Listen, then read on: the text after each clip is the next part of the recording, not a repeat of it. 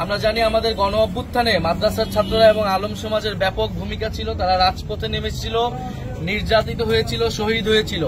এবং শুধু এই গণ অভ্যুত্থান নয়, আওয়ামী আমলের আওয়ামী জাহালিয়াতের বিগত 15-16 বছরেই আলেম সমাজ নির্যাতিত হয়েছে। আমরা শাপলা হত্যাকাণ্ড দেখেছি, মোদী বিরোধী আন্দোলনের সময় দেখেছি, মাদ্রাসা স্টুডেন্টের উপর বারবার নির্যাতন নেমে এসেছে, বিভিন্ন মাদ্রাসা বন্ধ করে দেওয়ার চেষ্টা করা হয়েছে, ইসলামের উপর আঘাত নেমে এসেছিল।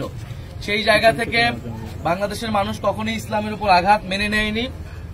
বাংলাদেশ একটি মুসলিম প্রধান দেশ এবং আমরা আলেম সমাজ, মাদ্রাসার ছাত্র তাদেরকে নিয়ে কাজ করতে চাই। জাতীয় নাগরিক পার্টি আমরা চাই যে বাংলাদেশ একটি ইনসাফ ভিত্তিক, একটি বৈষম্যহীন বাংলাদেশ হবে, সকল ধর্ম মত সব মিলেমিশে সম্প্রীতির একটি বাংলাদেশ হবে। সেই জায়গায় আপনারা আমাদের জন্য দোয়া করবেন। আমরা আপনাদের জন্য কাজ করতে চাই এবং আমরা যাতে সফল হতে পারি। আমাদের ভাইয়েরা বোনেরা যে কারণে শহীদ হয়েছেন তাদের শাহাদাত যাতে সফল হয় এবং আল্লাহ যাতে তাদেরকে কবুল করে, আমাদেরকে কবুল করে, সেই দোয়া করবেন।